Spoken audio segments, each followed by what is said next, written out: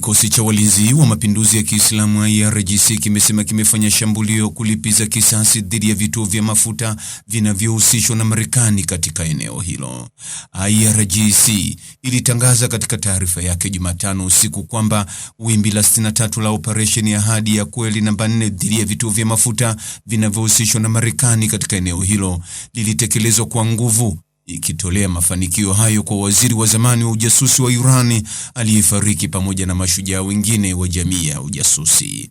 Kwa mujibu wa taarifa hiyo, vikosi vya IRGC vilijibu adui mdanganyifu na mwenye kusema uongo ambaye alikuwa amelenga baadhi ya miundombinu ya nishati ya Jamhuri ya Kiislamu ya Iran. Ilisema kuwa kitendo hicho cha uchokozi dhidi ya Irani kilifanywa ili kunyamazisha sauti za watu waliokuwa wakipinga mashambulizi ya hivi karibuni mitaani kwa siku 16 mfululizo na pia kulipiza kisasi dhidi ya taifa la Iran. Jamhuri ya Kiislamu ya Irani haikuwa na nia ya kuongeza mgogoro hadi kwenye vituo vya mafuta, wala haikutaka kudhuru uchumi wa nchi rafiki jirani. Hata hivyo, kufuatia uchokozi wa adui dhidi ya miundombinu ya nishati, hali sasa imeingia katika hatua mpya ya vita. Ulazima wa kulinda miundombinu ya Irani umeilazimisha IRGC kulenga vituo vya nishati vinavyohusishwa na Marekani na wadau wa Kimarekani, taarifa hiyo iliongeza. IRGC ilibainisha kuwa hatua ya mashambulizi ilichukuliwa kujibu uovu wa adui, ikiongeza kuwa mfululizo wa vituo vya mafuta vinavyochukuliwa kuwa katika maslahi ya Marekani katika eneo hilo vilichomwa moto kulingana na kiwango cha uharibifu uliosababishwa nchini Iran. Ilizikumbusha Marekani na watawala wa Kizayuni kwamba wamefanya kosa kubwa kwa kushambulia miundombinu ya nishati ya Jamhuri ya Kiislamu, ikisema kuwa jibu kwa kitendo hicho linaendelea kutekelezwa kwa sasa.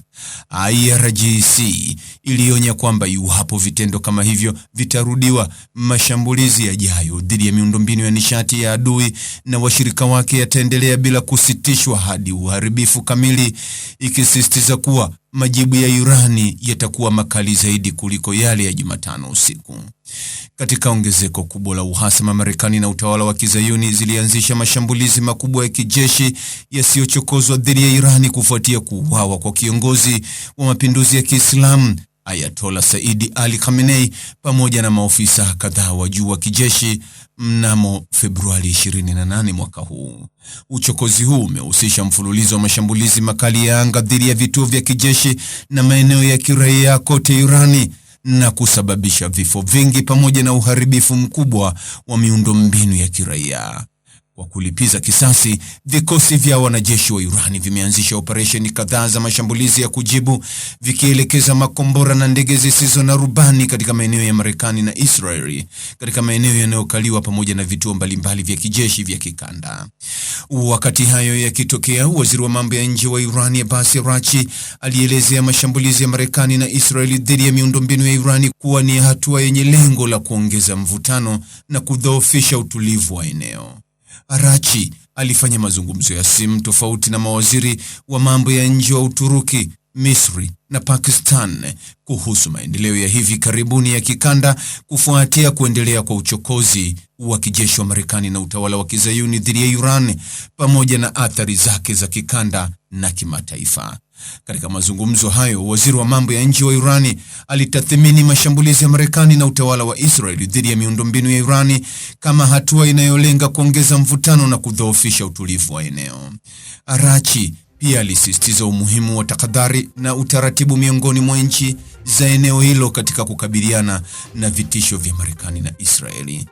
Akirejelea athari za hatari za tabia zisizo na uwajibikaji na za kigaidi za Marekani na utawala wa Israeli, alisisitiza kuwa Jamhuri ya Kiislamu ya Irani haitasita kufanya kila iwezalo kulinda mamlaka yake ya kitaifa na kuhakikisha usalama wa raia wake. Mtazamaji, ni yapi maoni yako kuhusiana na taarifa hii? Andika maoni yako katika sehemu ya ujumbe hapo chini. Like na subscribe pia ili uwe wa kwanza kupata habari wa chungu tele.